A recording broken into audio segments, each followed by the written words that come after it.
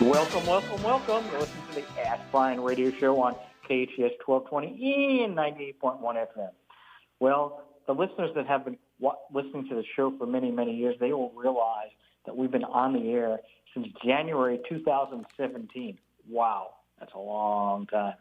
And each week, what do we try to do? We try to help businesses multiple ways. One, we will try to have somebody on our show that has either experienced rapid growth and taken a company from A to Z and made it a successful business, or we may have somebody on the show that'll teach us a specific area, Facebook advertising, YouTube ads, something like that, SEO, inventory control, many, many different areas we have, and each week we try to teach something about business. But everybody tries to ask us, why is the show called Ask Brien, and why is Brien spelled with an E, B-R-I-E-N?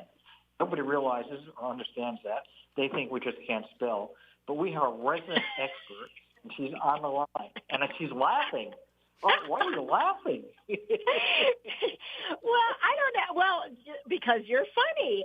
But no, I mean, anytime I'm called a resident expert in anything, it does make me giggle. But I also really like the title, so I will run with it because I think that's an exceptional role to have in any organization, to be the resident expert. But yes, REs are the foundation of the Ask Brien radio show. And of course, we wouldn't even be able to even kick the show off without our engineer, Dean. Thanks, Tracy. And speaking of exceptional, I mean, I don't usually like to repeat my E's, but you warrant a double exceptional. So. Oh, okay. Well, then in that case, there we go. We need two of those. Double E's.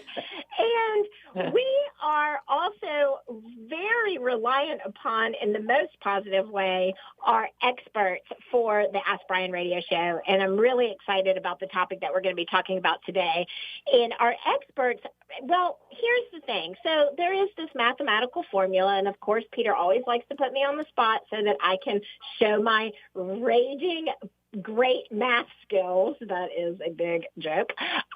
However, the formula for an expert is that you must have accumulated at least 10,000 hours in your industry category, niche, in your field. And that takes approximately, if you're sticking to the 40-hour a week per week for 50-ish weeks a year, that would take you approximately 5 years. But as I say every week, and I can't say enough times, I never have met a startup founder who ever stuck to 40 hours a week, a present company included.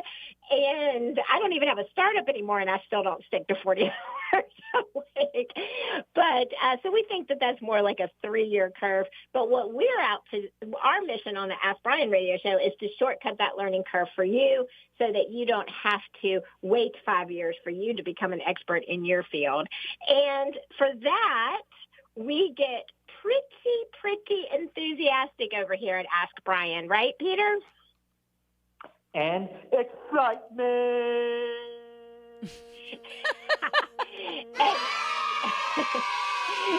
And today, people, Peter is not in the studio today, so Jen doesn't have to worry about our eardrums. My ears so aren't much. bleeding. And that is me. It does not have the That's same why effect, I'm though. loud, because I want to make sure it can be heard from, as far away as I am.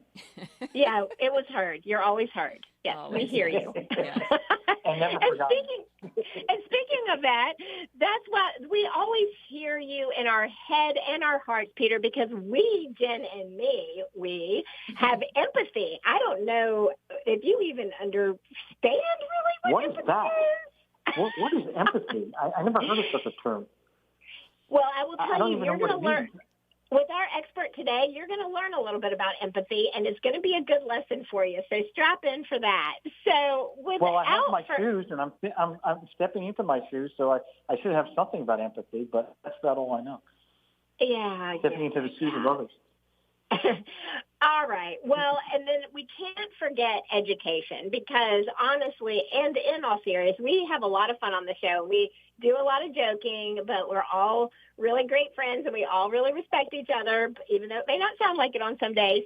But education is the core mission, value, and principle of the Ask Brien radio show because we really want to provide our audience with the best education on entrepreneurship that is out there and available. And yeah, so I think that takes us up to my favorite E, and then we'll bring on our guest. Well, that's a lot of experience that you have there. But having said that, we all know that Tracy was a very, very big fan of someone named Olivia Newton-John that I'm aware of. I don't know if everybody else is aware of that. And she was in a movie, Olivia Newton-John, called Grease. And they always said in that movie, greased lightning is, and it begins with an E, and I don't know what that word is. I'm trying to think about it all day. I have no clue what it is, but I know Tracy, with your expertise, would probably know. So greased lightning is what? Electrifying.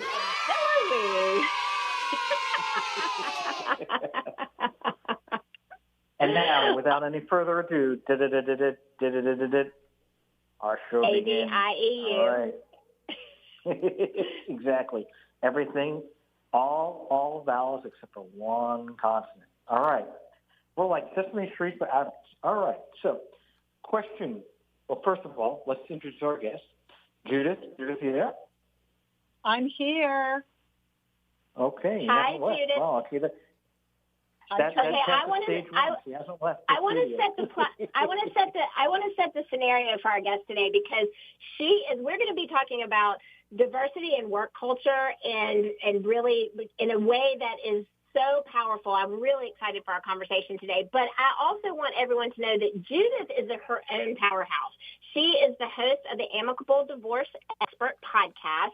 She is a TEDx speaker, a professional speaker, and pretty much the OG of diversity. And really excited to have you on, Judith, to talk about your perspective on diversity today. And I really appreciate this, Tracy, because this is so important, and this is going to move companies forward in a very different way. Well, before we begin, I do want to get a little background before you got into this diversity area. What were you doing prior to that? Should I start with when I worked for the circus? Absolutely. Well,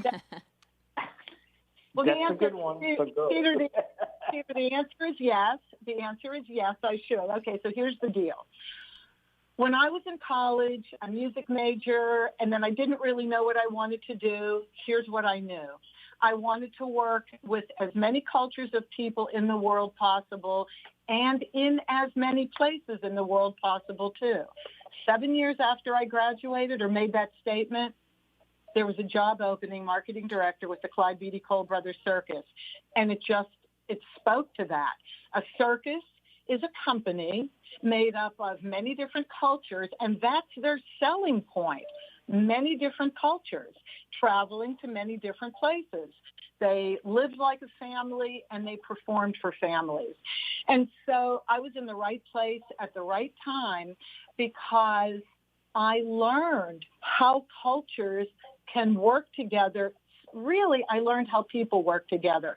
So because we traveled and worked together, we ate together. On Sundays, if you went to church, we had church in Center Ring. So we got to know one another through human experiences outside of work, but they just happened to take place in our workplace because we were a very large outdoor tenant show.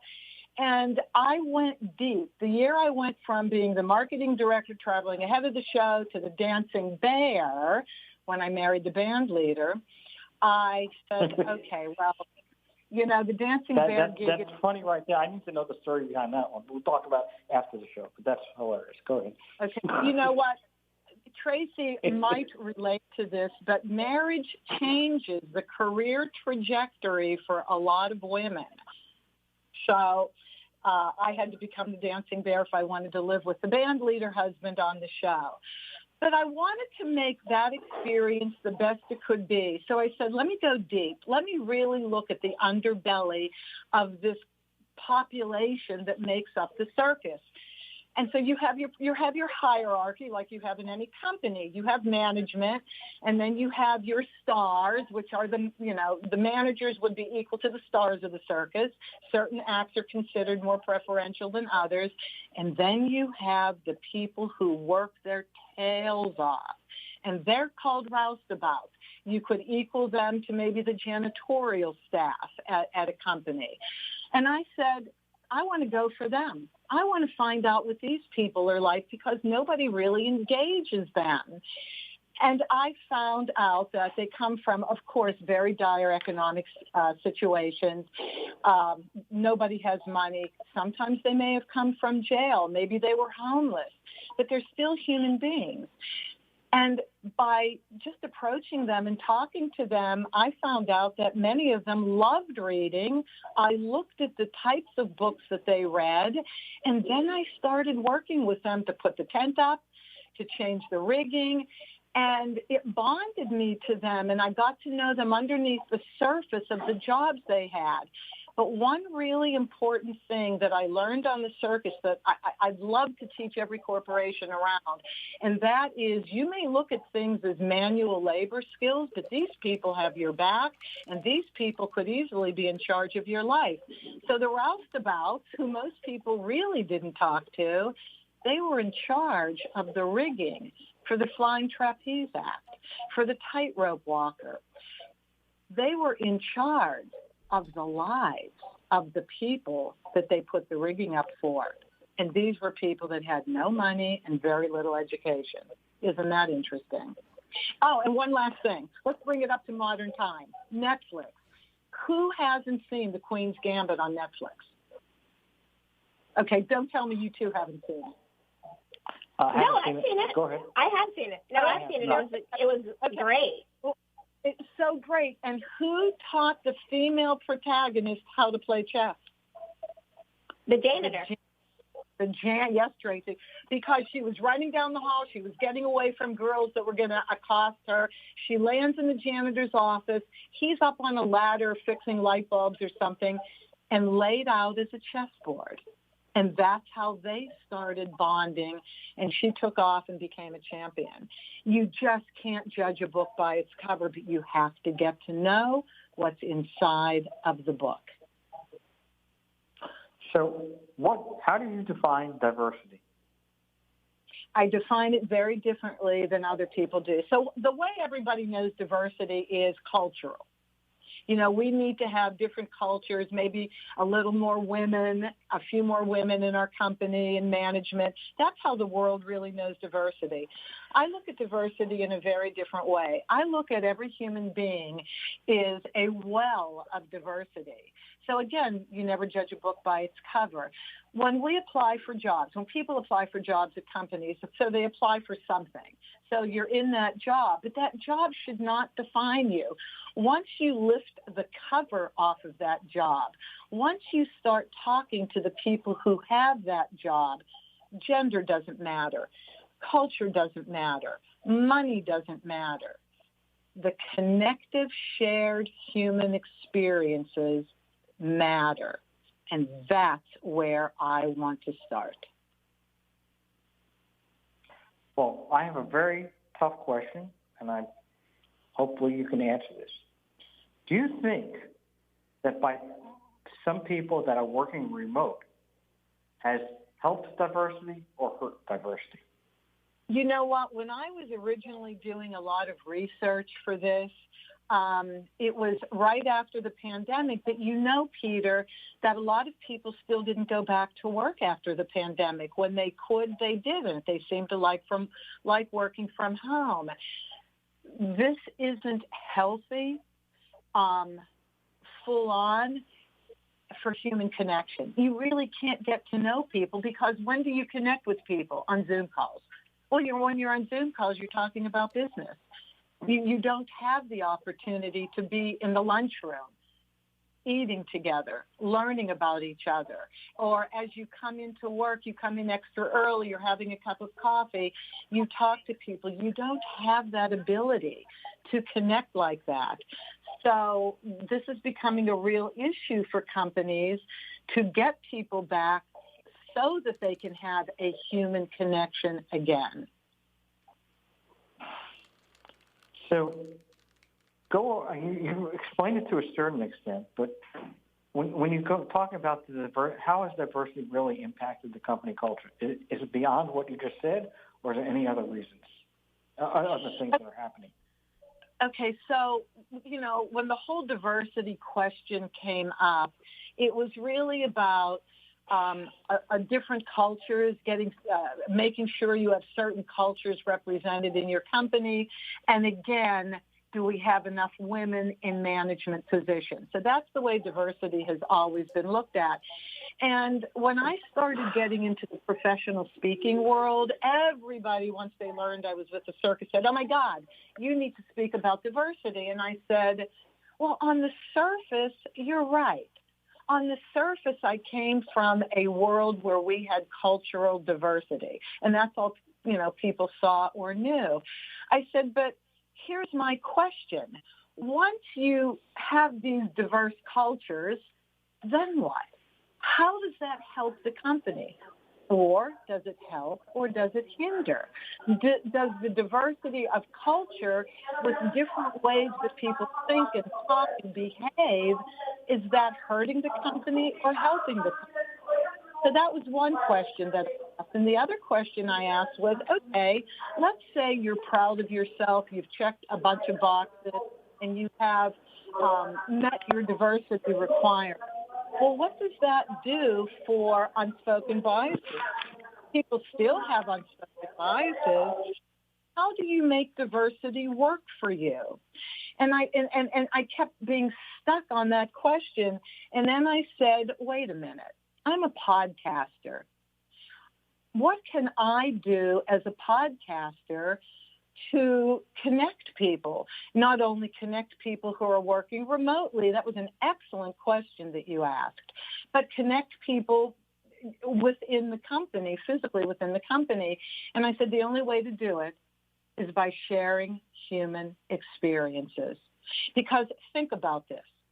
Are there people at the radio station, Peter, that you see but you don't really know and you identify them just by their jobs? Maybe. That's what happens to a lot of people in companies. But once you find out, okay, maybe something tragic connects you. Maybe you lost a child and you find out somebody else has lost a child. Does it really matter whether they're a female or a male? Does it matter what race they are, what culture they are? You have just transcended all of those surface diversity things that we focus on in corporate America. Now you got underneath the surface, and that connects people, not cultures, putting cultures together. So the next question I have, we have 2 minutes left. Is there an ideal percentage that you know of for diversity? In other words, you should follow the nationwide process, which are 52% women and 48% men. So your company should have that strategy. There's 7% of this group, 5%. Peter, I don't speak to that. I literally have gotten away from that because it doesn't matter. That's not how I'm working with diversity. I'm looking at the diversity within each human being because there's a richness there. And once we uncover the human being inside of each job, now you have a company that's going to rock and roll. Now you have a company that has a united workforce, and they're going to be productive. You're going to retain more employees, and you're going to have better client interface because you have a well-oiled team of human beings who cares about what country they came from. So that's how I've moved away from the traditional diversity, and I'm redefining diversity. Well, that's interesting because sometimes I think maybe bigger companies have to deal with that because of the government. The government may say, listen, you have no, you're 99% male or you're 99% this or 99% that. And so the government kind of forces some companies to say, listen, you need to be more diverse, because if you're not diverse, then you've got problems. And I mean, and that's fine. We are a melting pot. No, that's fine, Peter. That's fine. Let them do that. Well, we have to take a quick break. Yeah. Sorry, we have to take a quick break. We're going to be right back. You're listening to the Ask Brien radio show on KHTS 1220, 98.1 FM. When we come back, she'll answer the question completely. Thank you. It says you need to have such and such percentages and such percentages, because they feel that, you know, every group needs to be in a diversified situation, that you need to have a certain amount of people. And the reality is some jobs don't even allow that per se. You know, you can't have a men's basketball team made of women, right? So that's what I was going to on this perfection issue of, you know, what exactly is the right number. And our guest was saying, well, there isn't a specific, she doesn't look at it specifically from that to be diverse. She looks at other factors, individuals and people. But the question is, you know, the government is kind of forcing us to say this is the correct percentage. And it doesn't really always work that way for different situations. You can't always have a specific number. Okay, well, gee, if we have this amount of Group A and this amount of Group B and this amount of Group C, that's going to make it. That's kind of a government formula that really doesn't work in every situation. And I think that's what our guest is saying. I just wanted you to kind of respond to that area. Okay, so, and I'm really happy that you brought that up, because I believe this whole discussion of diversity took place years ago to deal with racial and cultural prejudice, because we are such a melting pot. And I believe this was the government's way of saying, no, you know, you can't not hire somebody because they're a different race, a different culture. You do have to check a few boxes with what we consider to be the menu of diversity. And then, Peter, diversity is supposed to lead into inclusion. So, you know, you have this phrase, diversity, equity, and inclusion. And that's what kept me on the stumbling block, too, when people said, Judy, you should really talk about diversity, you know, because you worked with, you know, the circus and this diverse culture.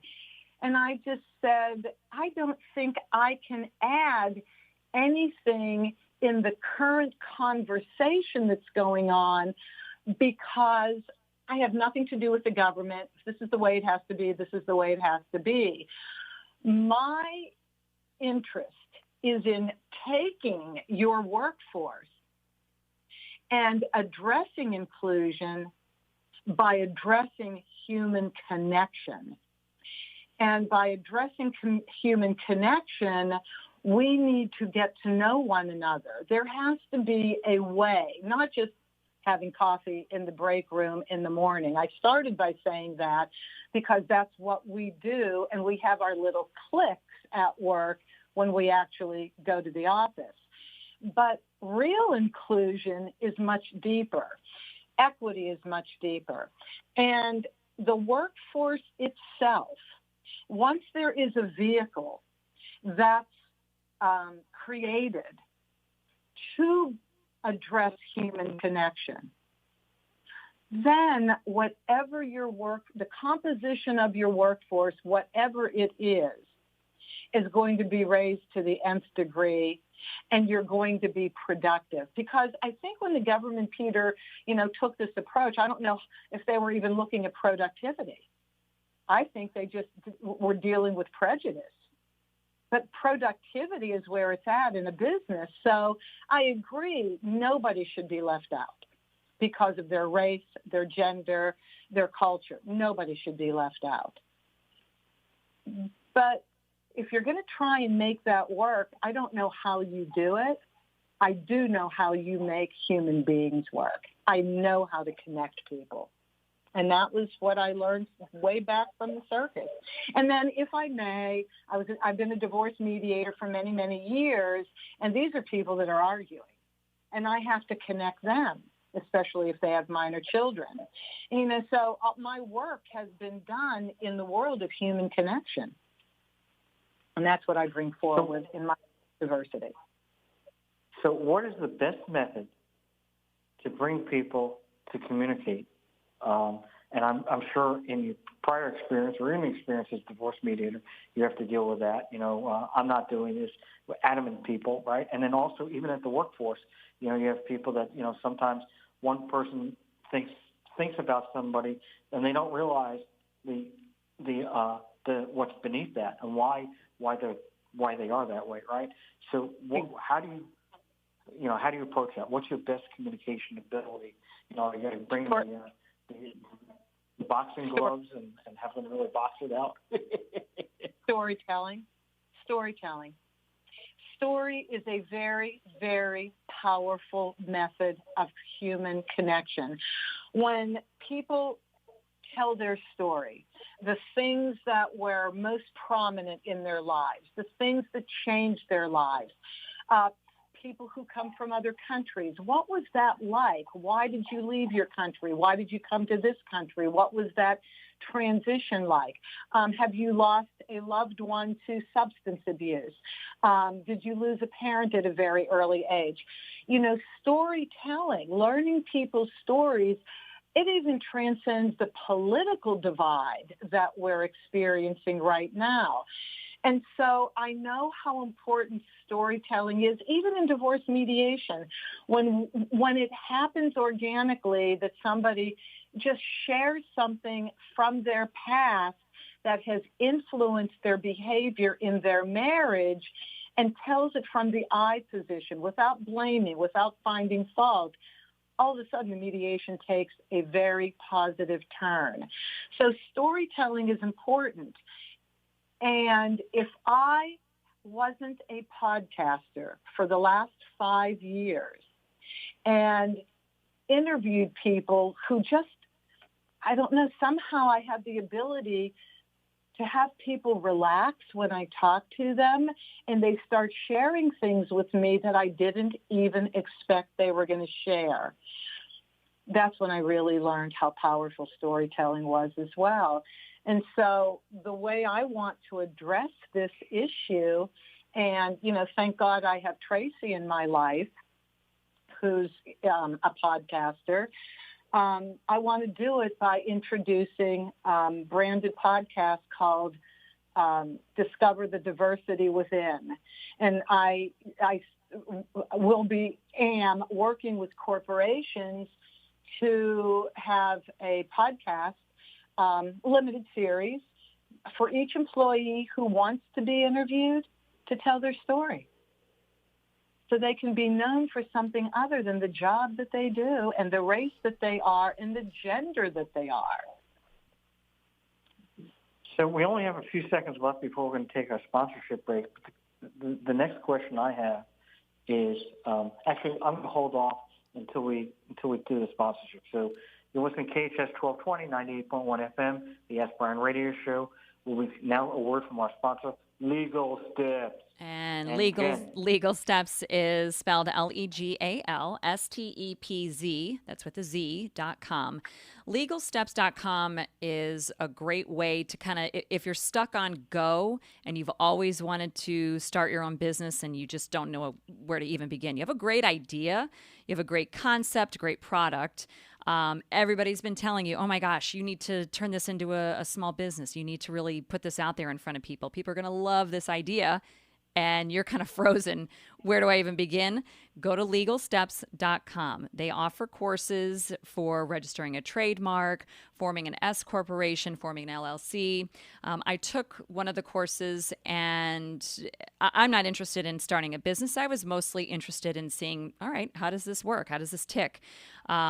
I found it to be really easy. I was able to complete the course in less than 2 hours. I've got kids running around and dogs barking and husbands and dinners burning on the stove. And I was able to kind of work it around my schedule. I didn't have to worry about working with someone else's schedule, which I thought was really huge, really important. Able to work at my own pace, pause it, rewind it. There was a couple of points where I thought, okay, wait a minute, I didn't catch exactly what was going on. So I could pause it, and I love that you can see like a picture in picture. I could see what the legal expert was working on. We were on the same page, and I could see them answering the question the proper way. And I thought, perfect, I'm doing this right. I'm answering the question the right way. So it just really kind of took any any stress off of my shoulders as I was trying to complete this course. I knew I was in good hands. These experts, by the way, have over 30 years experience. So if you do get to that point where you're kind of stuck and lost, they'll just do it for you. You're in great hands. All courses are also reviewed by the attorneys, so you know that what you're answering and what you're filling out is the proper paperwork. And courses also, by the way, super affordable, under $150. So don't let some high cost or what you think would be a high cost keep you from starting your dream, starting that dream business. Course is super affordable. Go to legalsteps.com, legalstepz.com. Wow. Thank you, Jen, and thank you to Legal Steps for sponsoring our Ask Brien radio show. You got it. All right. You're listening to the Ask Brien radio show on KHTS 1220 and 98.1 FM. And without any further ado, we are bringing on our co-host, Tracy. You're like, did you fall asleep? What happened? I'm you guys have had such a dynamic conversation. I've actually just been very enthralled, like a fly on the wall. But I love this context of this conversation. And you actually, Peter, before the break, you said you had a question you were saving. So don't keep us in suspense. And then I will ask my questions about the storytelling. Well, I believe in diversity too, and diversity can be determined in many, many ways. And diversity that I look at is that I try to share the spotlight. So I'm going to allow you to start asking some questions. Well, Judith, what I would love to drill down on is more of the tactical piece of the story. So I obviously, as a owner of a podcast production agency, I'm a huge advocate for storytelling. I'm a huge advocate for the platform of audio. That's why I love the radio show and I love on-demand podcasting. And I think the power of storytelling is huge. I would love to know, what was the driver behind your idea to develop this program for companies to integrate the storytelling into instilling the real, true appreciation for diversity in the culture of the company?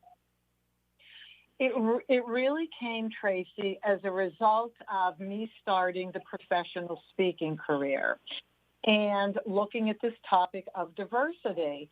And, we have to understand what our best skills and talents are. And yes, I'm a good speaker. I'm comfortable on the stage. But I thought, what am I going to say on the stage that's hugely valuable? Is there another way I can communicate and be even more valuable? And I said, I love the podcasting. I, too, like you, love the power of audio and what we can do with our voices and what we can do with that environment. And people seem to be rather comfortable in an audio environment, more comfortable than in a video environment quite often. So I thought, well, instead of taking the stage, which I will, of course, if you invite me to speak, but how can I be the most effective possible in this world of diversity, which I completely believe in? So I grew up hating. It was like fingernails on the blackboard, and I don't care what form of prejudice. It's poison to my system, which is why I wanted to work in a multicultural environment, and the circus popped up. So with my circus experience and understanding how diversity worked for them, which meant they had to live together. They had to know one another. And when you sat down to eat together, you shared personal stories with each other, and it made everybody deeper than just their job descriptions. And so I said, okay, I don't believe just hiring X number of cultures is the ticket. I think that's the government's way of doing what I said, overcoming prejudice. But let's really take corporations at face value, and let's see the richness of diversity that they have within their own company. And this seems to be resonating with people. Their interest is piqued because that's easy.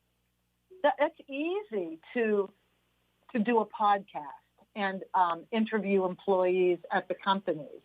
Much easier than making sure that you sift through a million resumes and check the different boxes for different cultures. And it's fun. It's interesting. And so the management and the owners get to learn more about the people that they've hired too. That to me is so unbelievably exciting. Well, and I love that, but I guess I have a clarification question. So are you saying that this would be Discover the Diversity Within podcasting is used as an internal podcast? So it's different than, like a public access that you could listen to, like for a Trader Joe's, for example. It's one of the very popular business podcasts where they have their employees share stories, but that's available for public consumption. Your concept is actually really a lot more intimate and personal, where the stories are shared in an internal, private way within the company culture. But are you saying that it would be used for recruitment, or are you using it for retention? Because those are two different strategies. Retention.